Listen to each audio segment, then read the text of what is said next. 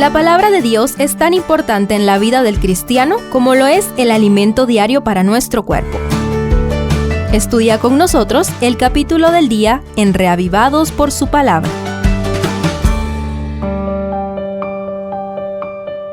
Números 21.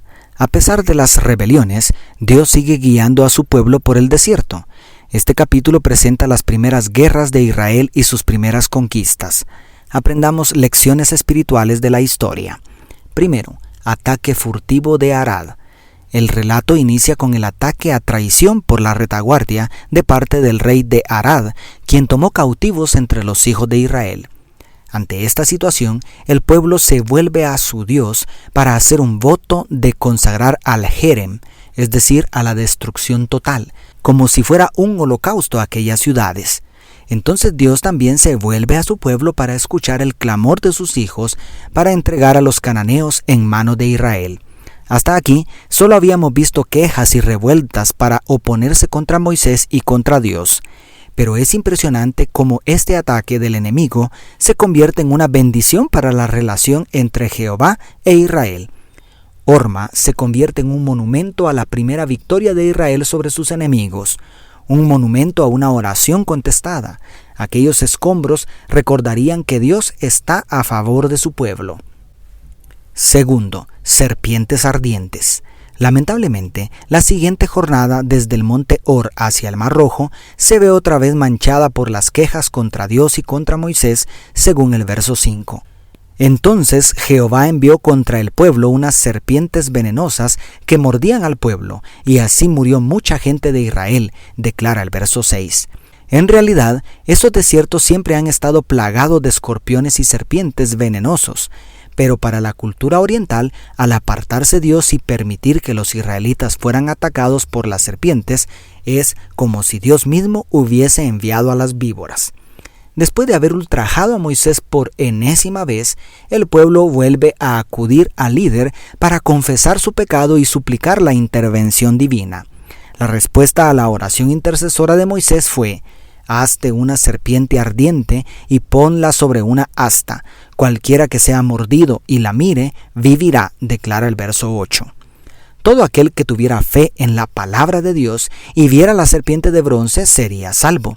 Aquella serpiente fue un símbolo de Cristo, quien sería levantado sobre una cruz para que todo aquel que mire con fe a su inefable sacrificio pudiera ser salvo de la muerte eterna, como vemos en Juan capítulo 3 versos 14 y 15.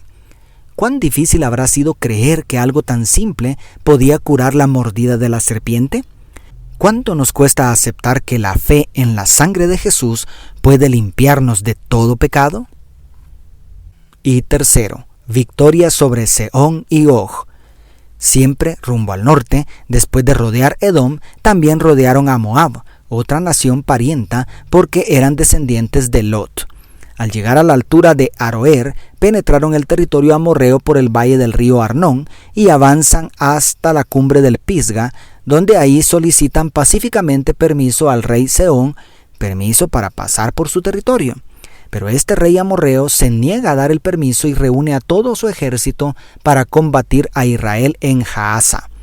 Pero Jehová, sin tomar en cuenta la última rebelión de sus hijos, vuelve a salir en su defensa para derrotar a los amorreos. Así, Israel ocupa el territorio amorreo de Hesbón y desde allí envía hombres a reconocer la tierra de Jazer, y al volver para subir por el camino de Basán, Og, su rey, se atrevió a salirles al encuentro con toda su gente en Edrei. Pero Jehová dijo a Moisés: «No le tengas miedo, porque en tus manos lo he entregado a él con todo su pueblo y su tierra».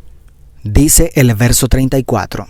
De tal manera que, antes de cruzar el río Jordán, el pueblo de Israel ya había conquistado las tierras de los amorreos bajo el liderazgo de Moisés, tierras que antes habían pertenecido a los moabitas y que más adelante serían reclamadas por las tribus de Rubén, Gad y la media tribu de Manasés. En conclusión, Dios siempre está de parte de su pueblo aunque no lo merezca.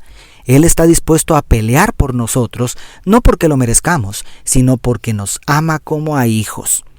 Dios te bendiga. Tu pastor y amigo, Selvin Sosa.